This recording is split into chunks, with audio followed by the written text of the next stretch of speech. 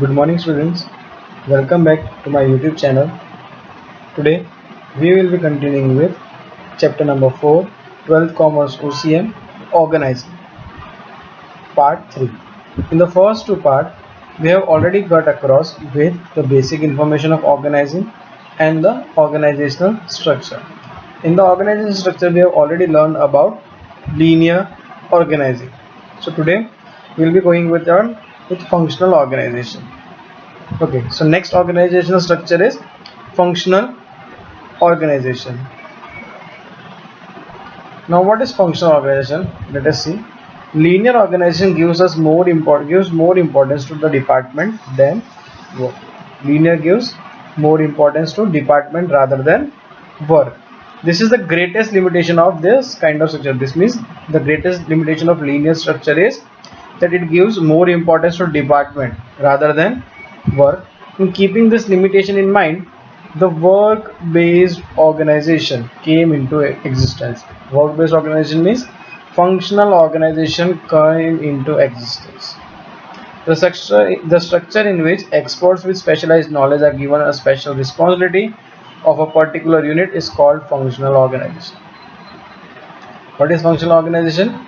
Any structure in which specialized knowledge, the person who is having specialized knowledge is given special responsibility of a particular unit is called functional organization.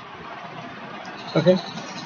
There were few requests on YouTube also to start explaining in other language also. So from today onwards, we are doing an experiment and we will be going in English along with Hindi. So hope it will be more comfortable to you. Okay.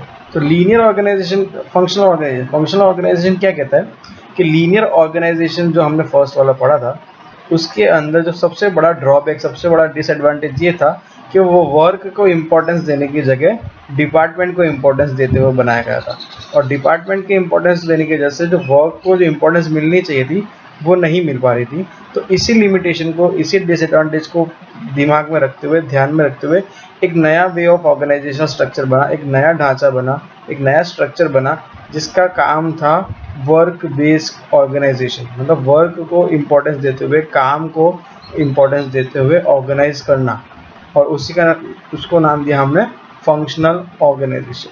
अगर definition देखें functional organisation की तो क्या है कि एक ऐसा structure जिसके अंदर एक्सपर्ट्स जिनको स्पेशलाइज्ड नॉलेज है उनको स्पेशल रिस्पॉन्सिबिलिटी देना उस काम के लिए जिसकी उनके पास स्पेशलाइज्ड नॉलेज है, और पूरी पर्टिकुलर यूनिट का काम उनको देना, उससे हम कहते हैं functional organisation. Clear? Next is formation. Now let us see how it is form. Functional organisation give more importance to distribution and specialization of work rather than departmentation. Authority and responsibility are assigned on the basis of nature of work. Authority and responsibility are assigned on the basis of nature of work rather than departments. Different experts are appointed for every function. These experts are not only advisor but are also administrative officers. They are not only assigned responsibility for a specific department but also for the unit as a whole. For example, personnel officer will look after the recruitment, transfer, promotion and so on for the entire unit. So how it is formed? We already know that it is based on work. It gives more importance to work and specialization. So the authority and responsibility are assigned on the basis of nature of work. What kind of nature of work you are performing, you will be getting same amount or same type of responsibility and authority. And we do have a specialized experts for every function, and these experts are not only for the advisory. They do not only advise, rather they administrative, they do the they administer that function as well. And they are not only assigned responsibility for, means they are not assigned responsibility for any specific department. If they are not, it is not like that in the linear that you are appointed. If you are in the production department, you will work for production. No, it is not like that. In this, you will be appointed for a specific department as well as for the unit as a whole. Okay. Now formation क्या कहता है कि हमने पहले ही देखा है कि functional organisation में स्ट्रक्चर जो है उसको, उसमें वर्क को ज़्यादा इंपॉर्टेंस देते हुए हमने बनाया है. वर्क और स्पेशलाइजेशन ऑफ वर्क पे हमने ज़्यादा ध्यान दिया है रादर देन डिपार्टमेंटेशन। डिपार्टमेंटेशन पे हमने फोकस नहीं किया है, और इसी वजह से जो अथॉरिटी है, जो रिस्पॉन्सिबिलिटी है, जो पावर फ्लो होती है, वो नेचर ऑफ वर्क जिसका हो जैसा होगा उस हिसाब से होगी, डिपार्टमेंट के हिसाब से नहीं होगी। और हर अलग काम के लिए अलग अलग एक्सपर्ट्स अपॉइंट किए गए हैं, और उन एक्सपर्ट का काम खाली एडवाइस देना नहीं होता, एडवाइस देने के साथ साथ उनको मॉनिटर करना भी होता है, एडमिनिस्ट्रेट करना भी होता है कि फंक्शन की जिसकी वजह से उनको, जिसकी रिस्पॉन्सिबिलिटी उनको अथॉरिटी मिली है, वो प्रॉपर हो रहा है या नहीं। और इसमें सबसे बड़ा एडवांटेज ये है कंपेयर टू लीनियर ऑर्गेनाइजेशन, कि इसमें जो जिस डिपार्टमेंट की रिस्पॉन्सिबिलिटी मिली है, जिस स्पेसिफिक डिपार्टमेंट की या स्पेसिफिक वर्क की फंक्शन की रिस्पॉन्सिबिलिटी मिली है, उस पर तो ध्यान देना ही देना है, साथ ही साथ पूरे यूनिट का भी ध्यान रखना होता है। सबसे बेस्ट एग्जांपल आता है पर्सनल, दिया है personal officer. Personal officer means the one वो रिक्रूट्स, जो रिक्रूटमेंट करता है, जो स्टाफ की सिलेक्शन करता है। तो इसमें यह कहा है कि स्टाफ उनका सिलेक्शन है, उनका रिस्पॉन्सिबिलिटी और अथॉरिटी दी है उनको regarding the recruitment, regarding the selection. But जो पर्सनल ऑफिसर है, अगर फंक्शनल ऑर्गेनाइजेशन बना है तो उसका काम जो एम्प्लॉयज़ को सिलेक्ट करने के साथ साथ ही, रिक्रूट करने के साथ साथ उनका ट्रांसफ़र, उनका प्रमोशन, उनका डेवलपमेंट, उनकी ट्रेनिंग देखना भी बन जाता है पूरे यूनिट का। सो इस हिसाब से फंक्शन पर्सनल ऑफिसर है, जो HR है, जो अगर लीनियर के देखें तो सिर्फ सिलेक्शन करेंगे, लेकिन अगर फंक्शनल ऑर्गेनाइजेशन है तो सिलेक्शन के साथ साथ ट्रांसफ़र, प्रमोशन वगैरह भी ध्यान रखेंगे। Now let us look at a chart. When we look at this chart, it looks very much of a spider web type. It is difficult to understand at first instance, but if we look at it properly, that this one is very easy to understand. In this, chief officer, below chief officer will be administrative department and factory department, that we can say production department. Administrative department have 4 officers: public relation officer या फिर information officer, discipline officer, account officer, guidance officer. Factory department have 4 officers: group officer, time officer, quality control officer, and maintenance engineer. Now if we were into linear organization, the information will flow like this: chief officer, administrative department, discipline officer or employees. Chief officer, public relation officer, administrative department, public relation officer, employees. Chief officer, factory department, time officer, workers. Chief officer, factory department, group officer, workers. Now but we are in functional organization, then any department, any administrative department or any officer of factory department can give orders to both workers and employees. Okay, चलो देखते हैं formation of function. Functional organisation का formation क्या होता है? Chief officer है, उसके अंदर एडमिनिस्ट्रेटिव डिपार्टमेंट है और फैक्ट्री डिपार्टमेंट है, दोनों के अंदर 4 ऑफिसर है। अगर इसी ग्राफ को हम लीनियर के हिसाब से देखें तो लीनियर में क्या होता है? चीफ ऑफिसर एडमिनिस्ट्रेटिव ऑफिसर को ऑर्डर देते, एडमिनिस्ट्रेटिव ऑफिसर डिसिप्लिन ऑफिसर को ऑर्डर देते, और डिसिप्लिन ऑफिसर एम्प्लॉयज को ऑर्डर देते, मीन्स एक सिंगल लाइन में फ्लो करता है। लेकिन ये एडमिनिस्ट्रेटिव फंक्शनल डिपार्टमेंट है, तो कोई भी ऑफिसर हो, चाहे वो एडमिनिस्ट्रेटिव डिपार्टमेंट का हो या फैक्ट्री डिपार्टमेंट का हो, उनके पास पावर है, उनके पास अथॉरिटी के साथ साथ रिस्पॉन्सिबिलिटी के साथ साथ अथॉरिटी भी है कि वो उनके डिपार्टमेंट के वर्कर्स या एम्प्लॉयज को तो ऑर्डर करे ही करे, साथ में काम पड़ने पर, ज़रूरत पड़ने पर दूसरे डिपार्टमेंट के एम्प्लॉयज या वर्कर्स को भी ऑर्डर दे सकते हैं, उनसे डायरेक्ट कॉन्टैक्ट बना सकते हैं, which is not possible in linear. Linear में ये पॉसिबल नहीं, लीनियर में आपको स्ट्रेट लाइन में जाना पड़ेगा। लेकिन इसमें अकाउंट ऑफिसर है तो वो एम्प्लॉयज को भी ऑर्डर दे सकता है और साथ ही साथ में वर्कर्स को भी ऑर्डर दे सकता है। टाइम ऑफिसर है तो वर्कर्स को भी ऑर्डर दे सकता है, साथ ही साथ एम्प्लॉयज को भी ऑर्डर दे सकता है। So this is functional organisation. Next is formal organisation.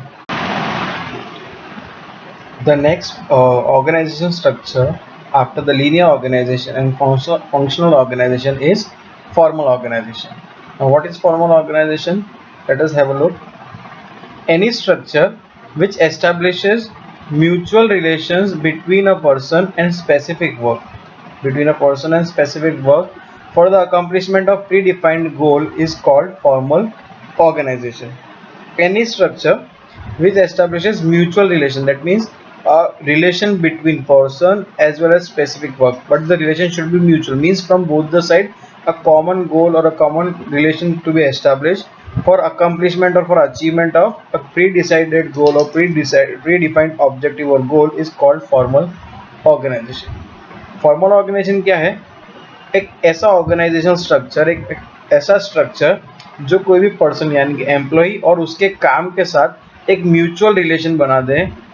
किस वजह से? इसलिए ताकि जो प्री डिफाइंड गोल है हमारा, जो हमने ऑब्जेक्टिव डिसाइड किया हुआ है, वो इजीली अचीव हो जाए, वो इजीली अकम्प्लिश हो जाए। तो उस ऑर्गेनाइजेशनल स्ट्रक्चर को हम कहेंगे formal organisation. Clear? What are the characteristics of formal organisation? As it is a formal, the structure would be formal. The administrator forms a structure very cautiously and it is deliberately established to achieve the desired goals. The structure is very formal. It is very cautiously framed. First characteristic है इसका कि formal structure. Formal organisation का जो structure है वो बड़ा ही formal होता है, एक फॉर्मल और एक ऑफिस वे में बना होता है, और इसको बहुत ही ध्यान से, वेरी कॉशियसली मीन्स बहुत ध्यान से और बहुत पोलाइटली, डेलिबरेटली बनाया हुआ होता है।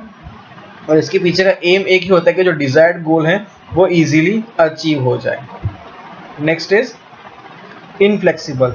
It means that such kind of structure has rigidity.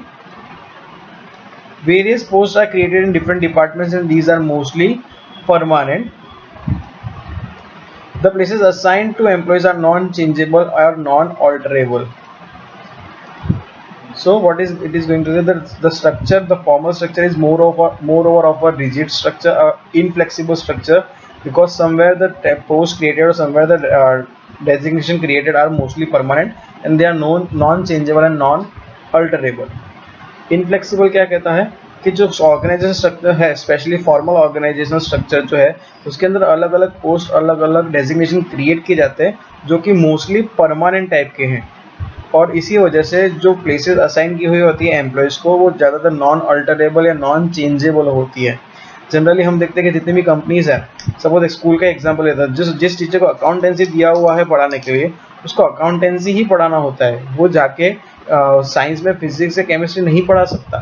तो जो पोस्ट क्रिएट की गई है वो नॉन चेंजेबल या नॉन अल्टरेबल होती है, इसलिए फॉर्मल ऑर्गेनाइजेशन को हम थोड़ा रिजिड स्ट्रक्चर कहते हैं, थोड़ा हार्ड टू चेंज कहते हैं। Clear? Next is downward flow of authority. The delegation of power is done by superior officer and it's flow from upper two lower. Delegation is always done by superior officer. Superior will order the subordinate and subordinate will order the subordinate of his own. So the delegation of power is done from top to bottom, upper to lower. Delegation of authority जो है, downward flow of authority होती है हमेशा superior officer, मतलब boss जो है, first level boss second level employ को order देगा, second level employ third level employ को ऑर्डर देगा, और जो ऑर्डर्स है या जो अथॉरिटी है, वो पावर जो है वो टॉप टू बॉटम फ्लो करेगी। हमेशा फॉर्मल ऑर्गेनाइजेशन में टॉप टू बॉटम फ्लो होती है। Large size, formal organisation is large in size. Generally जितने भी फॉर्मल ऑर्गेनाइजेशन होते हैं वो लार्जर इन साइज, बिकॉज जहाँ जहाँ ऑर्गेनाइजेशन छोटा होगा फॉर्मल ऑर्गेनाइजेशन की जगह इनफॉर्मलिटी ज़्यादा होती है, लेकिन जहाँ ऑर्गेनाइजेशनल स्ट्रक्चर्स बड़े होते हैं formal organisation structure role play करते हैं। Next is particular relations. Due to methodologically planned formal structure, the relations among employees are particularly formed. See what they are going to explain, or what they are going to try is the relations that are formed between employees are more over of a formal type, more over of a planned relations rather than of a informal or friendly relations. Particular relations में क्या कहा है कि जो भी relations form हुए हैं एक एम्प्लॉय से दूसरे एम्प्लॉय के बीच में या एक डिपार्टमेंट के अंदर के एम्प्लॉयज़ के बीच में, वो ज़्यादातर जो है वो प्लान्ड रिलेशंस होते हैं। मींस एक स्ट्रक्चर की वजह से रिलेशंस बने हुए होते हैं, एक मेथोडोलॉजिकली जो है रिलेशंस बनाए हुए होते हैं, खुद से या फ्रेंडली रिलेशंस या म्यूचुअल रिलेशंस नहीं होते। ये रिलेशंस जो होते हैं वो काम साथ में करने की वजह से या एक स्ट्रक्चर में साथ में होने की वजह से बनते हैं, और एक फॉर्मल रिलेशंस होते हैं, एक नॉर्मल रिलेशंस होते हैं, कोई फ्रेंडली रिलेशंस नहीं बनते हैं। And last one is communication. Though it is formed formally, there is place for communication only through formal method, there is no place for informal communication. Formal structure is formed formally, so communication is always done formally and no place for informal communication is there. अब जैसे कि formal structure है वो बना ही formally है, एक proper structure बनाया हुआ है, प्रॉपर पेन पेपर स्ट्रक्चर है, तो जो भी कम्युनिकेशन होगा फॉर्मल स्ट्रक्चर में वो हमेशा फॉर्मल मोड में होगा, मीन्स और हमेशा रिटर्न फॉर्म में होगा, एक पर्टिकुलर चैनल के थ्रू होगा। नोटिस भी कोई फ्लो होगा तो एक नोटिस रिपोर्ट, नोटिस बुक में फ्लो होगा, या कोई इन्फॉर्मेशन फ्लो होगी तो प्रॉपर नोटिस के फॉर्म में फ्लो होगी। यहाँ पे कोई इन्फॉर्मेशन, कोई ओरल या वर्बल कम्युनिकेशन नहीं होगा। ओनली और कम्युनिकेशन जो होगा that will be a formal written communication or any other formal kind of method will be used. So this was the formal organization. The large organization structure or the organization which are large in size have to follow a formal organization. Next one is informal organization. What is informal organization? Informal organization is that formation of internal relations automatically formed on its own in order to provide contribution to some results achievement, formed without any conscious objectives. The relations are inevitably developed among the people working together. Such relations are not formally formed, so that no chart or no map can be prepared for the same.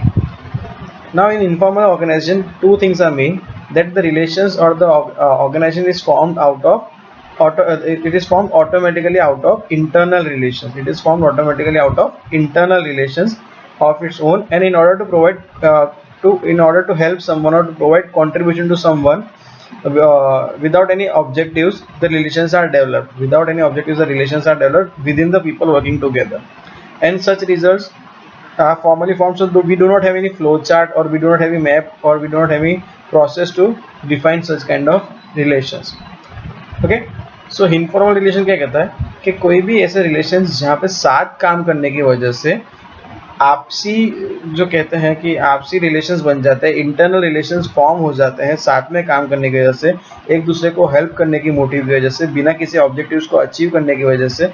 Means अगर suppose मैं school में हूँ, मेरे साथ commerce department के teachers भी, मेरे साथ साइंस डिपार्टमेंट के टीचर्स भी है, मेरे पास आर्ट्स डिपार्टमेंट के टीचर्स भी है, लेकिन ऐसे टीचर्स जिनकी मैं इंटरनली हेल्प करना चाहता हूँ मेरे डिपार्टमेंट में ना होने के बावजूद, या मेरे डिपार्टमेंट में होने के साथ साथ बिना किसी गोल को अचीव करने के मोटिव से, मैं उनकी हेल्प करने के मोटिव से उनका साथ दे रहा हूँ, या कोई फ्रेंडली रिलेशंस मेंटेन कर रहा हूँ, तो ऐसे रिलेशंस जो ऑटोमेटिकली फॉर्म होते हैं उनको हम इंटरनल रिलेशंस कहते हैं, उनको हम इनफॉर्मल रिलेशंस कहते हैं।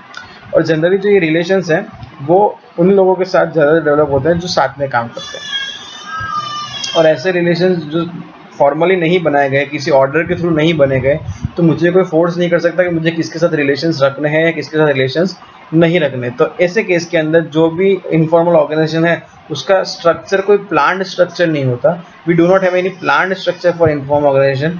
बीइंग अ कॉमर्स टीचर, मेरा इनफॉर्मल ऑर्गेनाइजेशन है, मेरा इनफॉर्मल कम्युनिकेशन है, वो कॉमर्स टीचर्स के साथ भी रह सकता है, सारे कॉमर्स टीचर्स के साथ भी रह सकता है, या किसी कोई भी कॉमर्स टीचर्स ना हो उसमें ऐसा भी हो सकता है, साइंस टीचर्स के साथ भी हो सकता है, हायर सेकेंडरीज हो तो सेकेंडरी या प्राइमरी टीचर्स के साथ भी हो सकता है। So it depends on how I am mutually connected with other people. मैं म्यूचुअली लोगों के साथ कैसे कनेक्ट करता हूँ, मेरे फ्रेंडली रिलेशंस किसके साथ है, मेरी ट्यूनिंग किसके साथ सेट होती है, उसके हिसाब से मेरा इनफॉर्मल ऑर्गेनाइजेशन काम करता है। इसलिए we do not have any chart और map for informal organisation. Now characteristics. Informal structure. The type of structure is informal. It is an outcome of interrelationship created on their own towards the contribution of some common objectives. As discussed earlier, we do have informal structures. We do not have any planned format for this kind of organization. It is automatically formed, so we have an informal structure based on human relationship. One similar kind of feeling, interest, hobbies, habits, and so on play an vital role in formation of such structure. I will connect to whom, it depends on my feelings, my interests, my hobbies, habits, whom I am able to cope up with. All this depends on my internal feelings and habits and such so on. So it is based on informal, or we can say informal structure is based on human relations. Next is ever changing. When employees leaves one group and join another work group, the new informal structure is created or changed as well as change in work environment. When any employees leave a group and join another group, so the one who is leaving the group will change the structure of the one in which he was earlier, as well as change the structure of the next group in which he will be going. So it is ever, the informal structure is ever changing. Universal. This structure is universal. It is found everywhere where there is place and presence of informal organization in all kind of human. Where are number of human beings working together, their informal structure will be always found. Next is informal communication.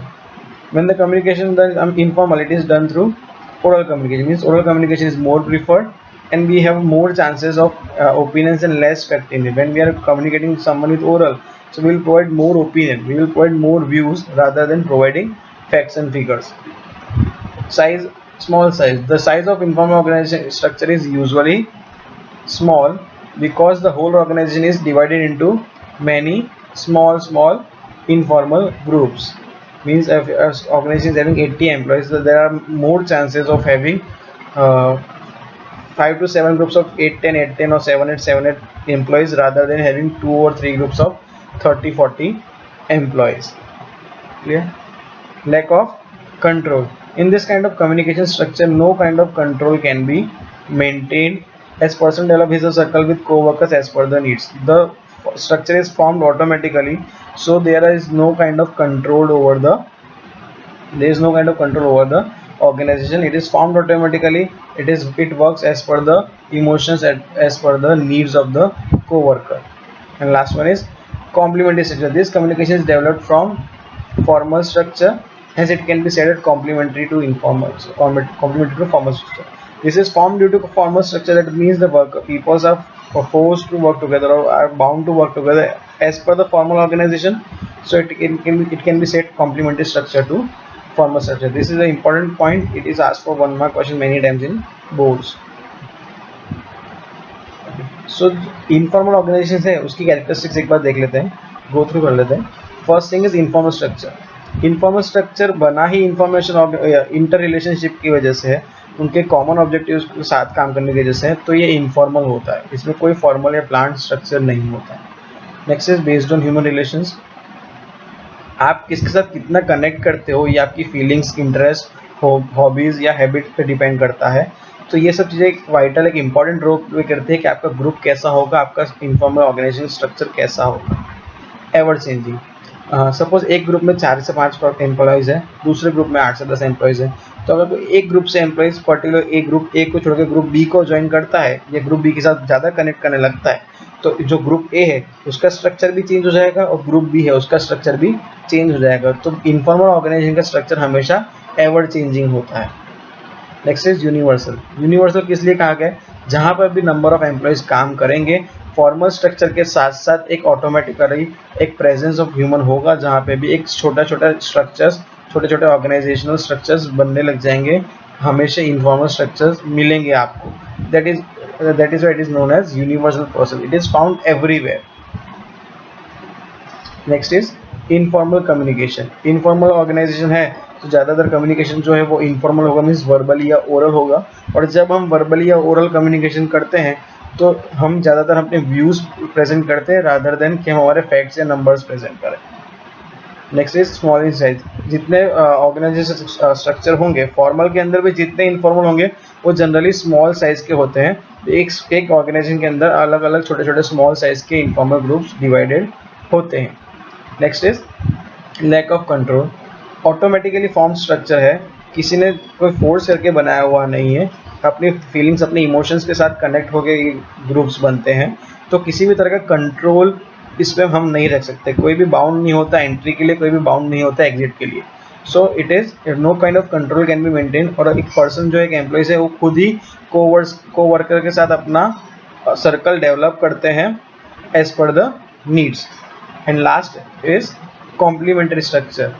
Complementary structure क्यों कहा गया है कि जब formal organisation होगा तभी वहाँ पर इनफॉर्मल स्ट्रक्चर होगा. क्यों? क्योंकि फॉर्मल ऑर्गेनाइजेशन ही है जिसकी वजह से एम्प्लॉयज़ साथ में काम कर रहे हैं, और एम्प्लॉयज़ साथ में काम कर रहे हैं तो म्यूचुअल अंडरस्टैंडिंग, म्यूचुअल इमोशंस या फीलिंग्स और इंटरेस्ट की वजह से जो छोटे ग्रुप बने हैं, इसीलिए इनफॉर्मल स्ट्रक्चर को कॉम्प्लीमेंट्री टू फॉर्मल स्ट्रक्चर भी कहा गया है. Hope you guys have understood up to this.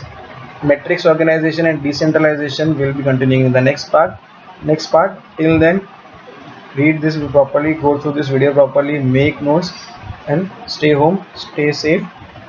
Happy learning.